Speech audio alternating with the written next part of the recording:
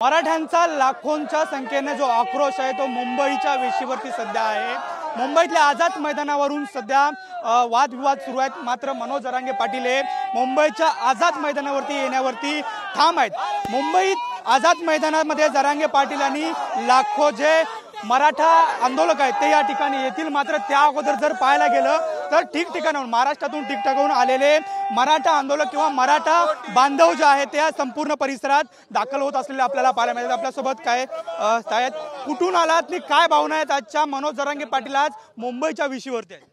मी रेखा वाटोळे, मी छत्रपती संभाजीनगरहून आलेलो आहे। आम्ही कालच इथं आलेलो आहे आणि आमचं असं म्हणणं आहे, आता आम्ही तर इथं हजर झालेलो आहे लाखोच्या संख्येने आणि मनोज जरांगे सुद्धा हे येतच आहे, आज इथं ते हजर होणार आहे। आणि आमची भावना हीच आहे की सरकारने आता मराठा समाजाच्या भावनाचं म्हणजे ओळखून घ्यावं आणि मराठा समाजाची जी मागणी आहे, आम्हाला जे हक्काचं आरक्षण पाहिजे, जे ओबीसीतून पाहिजे आणि ते ओबीसीतून दिलेलं आरक्षणच कायद्यात टिकू शकतं आणि कायद्याने आणि संविधानात जे आरक्षण आहे ते ओबीसीतूनच आहे। म्हणून सरकारने आता आम्हाला गाजर देण्याचा प्रयत्न करू नये। आम्हाला आम्ही मुंबईत आलेलो आहे, आता आम्ही ओबीसीतून आरक्षणच घेऊन जाणार आहे। नक्कीच मुंबईमध्ये आम्ही दाखल झालेलो आहोत, आम्ही आरक्षण घेऊनच या ठिकाणून जाणार अशा भावना आहेत त्या संपूर्णच मराठा आंदोलकांच्या असलेल्या आपल्याला पाहायला मिळते।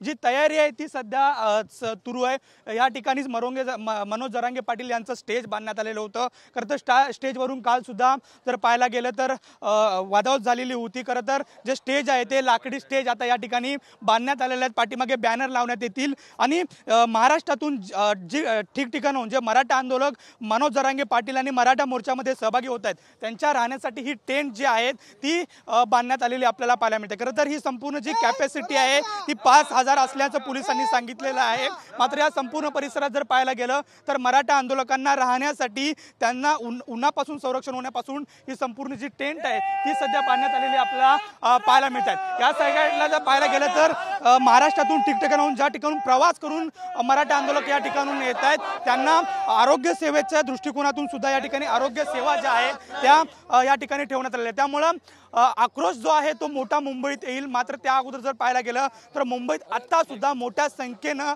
मराठा बांधव आहेत ते आझाद मैदानात दाखल होत असलेले आपल्याला पाहायला मिळतात। व्हिडिओ जर्नलिस्ट कमलेश डोंगरेसह नंदकिशोर, TV9 मराठी, मुंबई।